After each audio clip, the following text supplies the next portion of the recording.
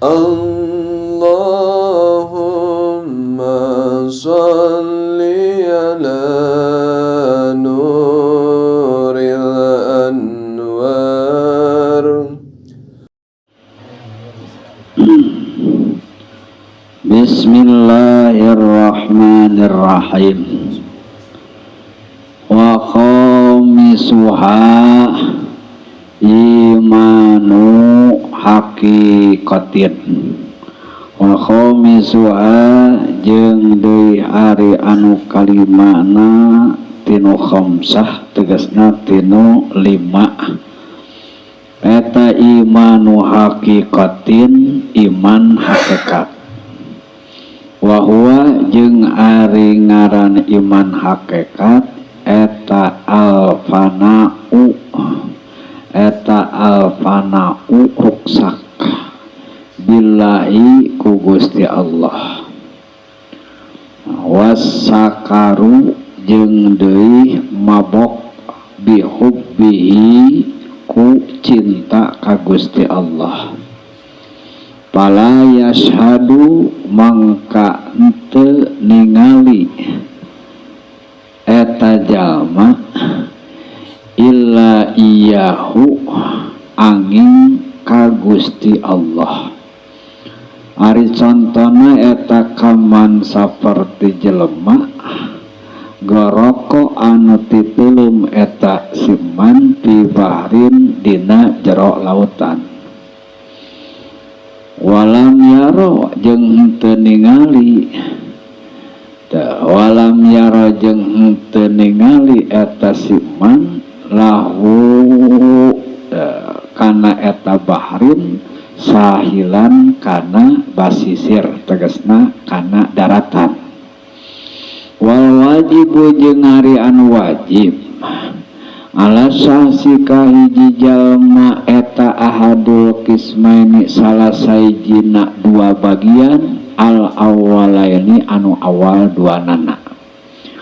Wa amma salah satu jeung anapun ari anu tilu al ukharu anu sejen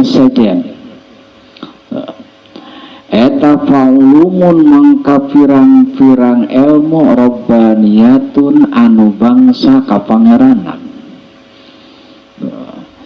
Ya khusu anu nangtukeun Gusti Allah subhanahu wa ta'ala biha kana eta ulum man kajalma yasha'u anu ngeresakeun Gusti Allah ka eta man min ibadihi tina pirang-pirang hambana Gusti Allah. Dina ieu kalam ki musannif tandang bari nyarioskeun martabat atawa kelas iman anu kalimahna. Tina babagian tina martabat iman anu lima teh anu terakhir. Nyaeta anu terakhir anu kalimana martabat kelas iman teh disebutkeun iman hakikat. Disebutkeun iman hakikat. Ari iman hakikat nu kumaha alfana'u teh ruksak teh beak imana billahi ka Gusti Allah wungkul. Wasakaru jeung deui mabok. Jadi bihubbihi mabok ku kacintaan ka Gusti Allah. Fala yasadu mangka teu ningali jelema anu ngabogaan iman hakikat mah dina sakabeh perkara illa iyyahu angin nu katingali teh Gusti Allah wungkul. Saperti mah contona saperti jelema anu titeuleum kekelebekan di dasar laut ningali manehanana ka darat lamun keur di jero lautan moal tak kitu. Jadi teka tingali alam daratan teh tong aneh aya namun tamah anu ngabogaan kelas-kelas ieu nyaeta sering aya namun tamah jadab, sering aya nama jeduk. Ngaran-ngaran jelema geus mabok ku kacintaan sagala oge teh. Jadi engke teh urang ge panesok aya geuningan aya namun tamah naon di rumah ada kamu, di sekolah ada kamu, di pasar ada kamu, di rumah ingat kamu. Geus beak ieu kabehanana. Tapi kan geus aya namun tama ke urang geuningan dihandap dicaritakeun seseorang anu bener-bener kacintaanana nyaeta ke seseorang, ka seorang awewe, kaji awewe amur ala diari laila uqabilu dal jidaro wadal jidaro kuring mapayan imah laila sadayana kuring mapayan imah lela sadayana kukuring diciuman sakabeh dingding. Nah jadi anu diciuman teh nyaeta lain imahna da puguh di jero imah aya nyelela. Jelema anu keur bener-bener mabok kepayang begitu nampa surat ti kabogoh naon kertas diciuman naon ayo panti nyelela apan eta suratna redaksina ti nyelela. Jadi lain aya namun tan ningali kertasna kertas maloba atuda suratna surat ti nyelela ti kabogoh. Tah mangka engke bahasana oge nyelela kertas. Ay begitu ayeuna nyelela aya di jero diciuman temu nyelela tersayang kekasihku temu teu nyaho maneh mah nyelela da puguh eta imahna imah nyelela. Ka Allah ayeuna mun anu keur mabok kitu. Mata aya namun tapantas teh sehalas. Jadi Allahu fi jubbati. Ma tapi aya namun teh kelas umum mah Allah teh aya di jero jubah kuring. Moal nyambung. Matak ieu dina hukum fikih aya dua pendapat ulama. Ketika seorang wali ngaluarkeun kalimat-kalimat nyaeta anu secara syariat kaluar tina akidah. Aya dua pendapat ayeuna ulama. Menurut ayeuna sebagian ulama ya eta mah ditingali dina syariat mah we ceuk hukum dhair ceuk hukum syariat eta murtad eksekusi. Sabab ningali dina hukum syariat. Cek menurut ayeuna mun tama sebagian ulama teu bisa sabab eta mah geus luar ti daya pikir eta mah. Lain ayeuna mun luar ti daya pikir ketika geus ngelepek ayeuna mun tama dirinya da tong aneh. Dari bahasana teh wa ma hubbu diyari syagafna qalbi walakin hubbu boman sakana diaro kitu teh lain karena resep imahna tapi kapelek kuno ngalinggihanana sagala Allah geus teu kadeuleunan naon kalau ulah hakikat-hakikatan ulah ayeuna menurutan ayeuna ku otak da ieu mah ilmu nu pangkat anu kaopat jeung kalima anu pieu nyaeta kewajiban anu kelas kaopat jeung kalima nu bieu nu terakhir di dieu nyaeta dicarioskeun tuh wal wajibu ala syasi alal kismainil awalaini nu jadi kewajiban urang di kasab nu jadi kewajiban urang di pikiran diajar dihartikeun dikanyahokeun nyaeta hanya ayeuna mun tama ayat tina 3 nu bisa dikasab mah hiji iman taklid kadua nyaeta iman ilmu katilu nyaeta iman iantah tilu we pek eta mah erek ayeuna mun teh melalui kitab erek melalui ayeuna mun teh seorang guru anu mursid walaupun tanpa kitab gitu erek melalui hafalan erek melalui ayeuna mun teh tawajuh talqin bisa eta mah bisa diikhtiaran bisa usahakeun karena ayeuna mun tama kewajiban tah mun ayeuna mun tama aya kemampuan tuluy ayeuna naek kana iman anu kadua iman ayeuna ilmu teh mun geus eueuh geus ayeuna mah terima beres we tuturkeun itu nu geus boga ayeuna iman anu diakui disahkeun ngikuti itu nyata taklid teh ngengenganana lamun ayeuna mun tama geus urang mampu nyecingan dina iman ilmu teh paling ngengenganana naekna kana iman naon tah kadinya ngengenganana usaha urang teh ngaji ayeuna aqaid ngaji akidah teh ieu anu dua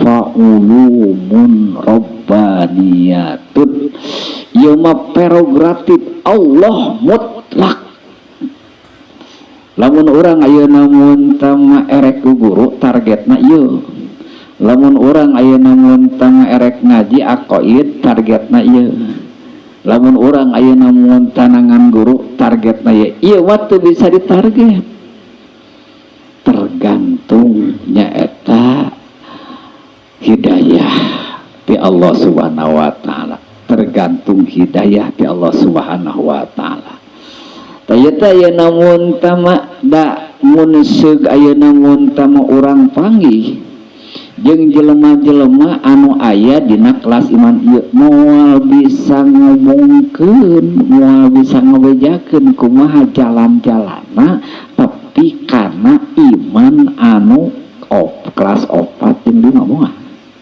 susah diungkapkan soalnya itu menyangkut karena perasaan menyangkut karena kolbunya menyangkut karena ruhku Allah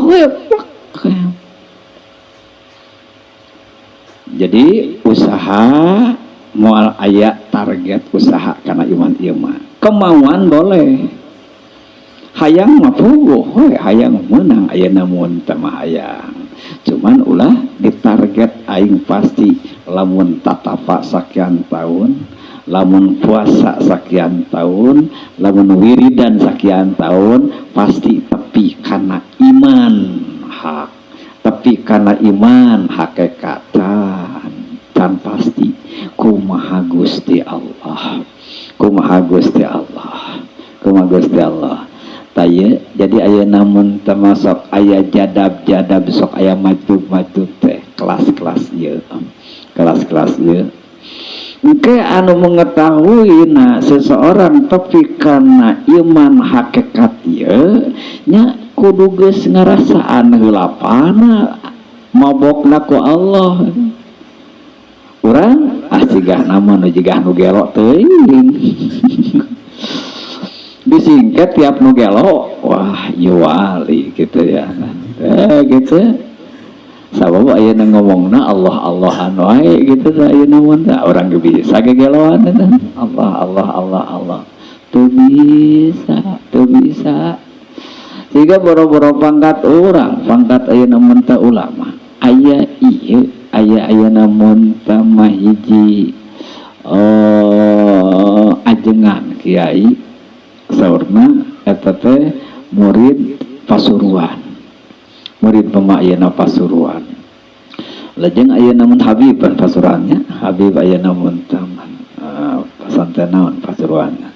Lajeng aya namun tama anjeunna hiji waktos jarah kanu janten guruna nyaeta bade nyuhunkeun doa kanu janten guruna. Ku guruna dibalikeun, kamu kalau mau minta doa cari itu orang yang ada di pasar. Bingung suka di pasar penuh gini gaya aya namun tama di pasar ada kan orang yang suka ya namun tama cari-cari makanan di tempat-tempat yang ada sampah gitu, di tempat-tempat entah mintalah doa kepadanya. Mana gaya na anjeunna teh nah ada eta mah gelo disieu-sieu kurang pasar lagi digebah-gebah cek paribasan teh dipincak ayeuna sirahna mah gitu. Nah pokoknya mah kamu harus minta doa kepada wali itu. Meureunana ayeuna ada pesantren ka guru ka Habib, mau tidak mau ayeuna mun tamuli anjeunna lajeng dilaksanakeun, dijalankeun ayeuna perintah guruna teh. Jeung ayeuna mun tama assalamualaikum ya. Assalamualaikum. Apa? Assalamualaikum. Saya mohon doa. Saya mohon doa. Nah, lajeng ayeuna mun teh begitu anjeunna kauninga kabur. Ada bener teh ka pangeran. Jadi sing horeng ayu wali nu nyaan mah alim katinggal kawalianana. Ang alim kapergo kawalianana gitu. Jadi begitu ayeuna mun tamatos kapendak kawalianana mangkati dinyakeun Gusti abdi ieu pilih janten fitnah dihunkeun dipunut pupuh setah matak alhamdulillah urang teh nyaho wali kitu lamun nyaho wali engke urang ayeuna mun tama wali ayeuna bisa-bisa dituntut ka Allah dituntut dipupusan ayeuna ka Allah Subhanahu wa taala. Alhamdulillah naon etana hikmah napangna sifat kawalian disumputkeun ku Gusti Allah. Sifat kawalian pangna disumputkeun ku Gusti Allah hikmahna keur urang ngarah urang bisa husnudon, ngarah urang bisa husnudon ka seluruh makhluk. Eta anu ayeuna mun tama urang seueur sologoto balangah teh gitu. Siapa tahu anu ayeuna mun tanu kurang dipojokeun dihinakeun, anu kurang diasingkeun, anu kurang diabaikeun, siapa tahu eta teh wali Allah anu tanpa sepengetahuan urang, anu luar ti dugaan urang. Apa teu apa teh ada urang nalin wali. Jadi urang ayeuna diajarkeun ku Allah hikmahna supaya husnudon kapapada, menghormati kapapada, menghargai kapapada. Jadi orang berbaik sangka. Eta tah urang teh aya namun teh gara-gara sok suudon teh na kabatur eta. Karena aya namun tamat teu boga pikiran bahwa Allah nyumputkeun kawalian di hiji jalma. Sehingga orang aya namun teman teh yang menghargai A B C ditingali teh rigigna we gitu ditingali teh. Nah, hati-hati orang, hati-hati dek aya namun teh jelema kitu jeung jelema kieu ulah wani-wani menghinakan. Jadi aya namun tamah jelema anu tepi ka kelas iman hakikat pala yashadu illa iyahu. Jadi nu ditingali teh tadi teh diciuman temu, padahal nu maksudnya eta nu aya di jero dinding di jero imah eta. Jadi lamun itu para wali anu geus ayeuna teh ka kelas ieu Allah di mana? Allah sini, lain gitu hartina lain seperti ayeuna teh urang. Jadi iman-iman anu geus tepi kana kelas ieu anu mabok kemahabahanana kecintaanana ayeuna munta ka Gusti Allah engke dimaklumi ungkapan-ungkapanana ketika ayeuna ngaco tual ti rela. Da kitu bahasa nu mabok mah nyaeta asok ngaco. Jadi lamun ayeuna mun teh ieu nu ngaco nyaeta bahasa-bahasa ti ulama nu ngaco eta teh saking mendalamna ayeuna mun teh kacintaan ka Allah Subhanahu wa taala. Saking mendalamna nyaeta kacintaan ka Allah Subhanahu wa taala. Lamun ayeuna mun teh disambungkeun ayeuna jeung syariat kadang-kadang teu nyambung. Kadang-kadang ayeuna mun teu nyambung ya teh kitu. Dina nalika anjeunna pangseng kacintaanana ka Gusti Allah Subhanahu wa taala kabeh Allah atuh Allah Allah Allah Allah dina manahna geus karilunan ku eta. Jadi eueuh naon? Eueuh budak dina ati gitu, dina ati. Eueuh budak, eueuh pamajikan, eueuh harta, eueuh dunia, eueuh jabatan, eueuh dahareun kabeh. Tak kitu panate. Tak kitu panate secara definisi pana ku Allah beak kacintaan sagala Allah gitulah panate. Jadi segala Allah dina manahna segala ayeuna mun tama Allah. Jadi tina sebahagian ayeuna mun tama kaistimewaan para nabi, para rasul anu teu katepi ku orang-orang biasa, ku para ulama, ku para wali-wali biasa. Jadi ongkoh para nabi teh tos dugi karena iman hakikat, tapi anjeunna masih kena tiasa mengimbangi. Jadi wali-wali biasa mah geus moal bisa ngurus umat eta. Wali-wali di luar ayeuna di pangkat para nabi mah para rasul. Tah, para nabi mah para rasul khususna junjunan nyampe karena iman ieu, tapi masih kene anjeunna tiasa mengimbangi syariat. Jadi umat anger kaurus sesuai sareng syariat. Kelas aya dina kelas ieu. Di para nabi ayeuna kahandapna seueurna jadab-jadab teh geuning majub-majub teh nalika ayeuna pana anjeunna. Di urang di para wali sanga geuninnya kitu ayeuna mun teu masih teu jenar ya begitu. Jadi geus ka ayeuna mun takarrung ayeuna mun tamaku iman anu seperti ieu kacintaanana ku Allah Subhanahu wa taala seperti ieu sagala Allah manunggal ayeuna mun ta eta teh matak ayeuna ulama-ulama anu ahli aqaid mah gitu henteu ayeuna mun teu menyesatkan kayaknya teh sejenar teh gitu karena naon pas ayeuna mun teu maka baca arahna ka cuman ayeuna dina wali sanga harita ayeuna mun teh eksekusi nyaeta ka ayeuna karena naon ieu karena kaluar tina syariat dia hukuman syariat teh matak dina pigi aya dua hiji ayeuna kudu dihukuman sesuai ayeuna jeung aturan Islam anu ayeuna mun tak keluar tina agama Islam teh keluar tina akidah gitu secara syariat nu sebagian ulama teh ieu mah karena jadi fitnah. Jadi fitnah teh sanes ka anjeunna sanes ka orang lain gitu. Engke ka orang lain nu jadi fitnah mah eta bahayana mah.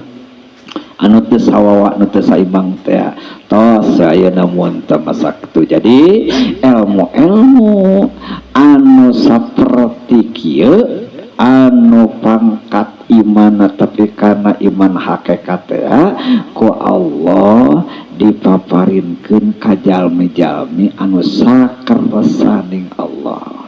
Jadi lain kieu mun urang ngaji terus kadang-kadang ayeuna mun teu ngaji saliwat bisa tapi karena iman ieu. Kadang-kadang ayeuna mun teu mah nu teu boga merek kiai haji nu teu boga merek mama nu teu boga merek buya boleh jadi umpami Allah ngerasakeun gitu. upami Allah Subhanahu wa taala ngeresakeun urang teu bisa ngahukuman jadi garapeun urang mah gaweanan urang mah nyaeta tina mulai kahiji iman kahiji taklid tah keur nu sama sakaligus kemampuan berpikir aya punya ayeuna pikiran orang akan kemampuan berpikir usaha wajib nyata naik karena iman anu kadua iman ilmu teh sok wujud kidam wakotul papai jeung sifat mustahilna jeung sifat anu wenangna tuh ayeuna mun mah keyakinan keimanan ka para nabi gitu nu opat teh nu wajib nu opat nu mustahil nu hiji nu wenang eta we dibulak-balik nah aya urusan akidah mah lain ngabulak-balik ucapan mah ngerti baheula oge jadi ieu ngolah rasa kitu nu diolah teh eta nu daekeun teh rasa ada anger Pak sakali aya namun tama kitab tijan ya tiba lagi anger gitu hanya begitu aya namun tama diartikeun diartikeun kadua kali lain keyakinan jeung anu pertama begitu dibaca dirasa-rasa deui tuluy diresapi lain jeung waca ayeuna terus naik ayeuna mun tama keyakinan tapi ka ayeuna mun tama masuk deui kana keimanan anu nomor katilu iman hak teh iman ayeuna mun tama iman ian teh iman ian masuk kadija masih bisa diusahakeun kadinya oge masih bisa diusahakeun masuk ayeuna kadinya oge tapi kanu kelas kaopat kalima mah eta mah nyaeta kumaha kersaning Gusti Allah ben sakitu antu'mina billahi wallahu a'lam bissawab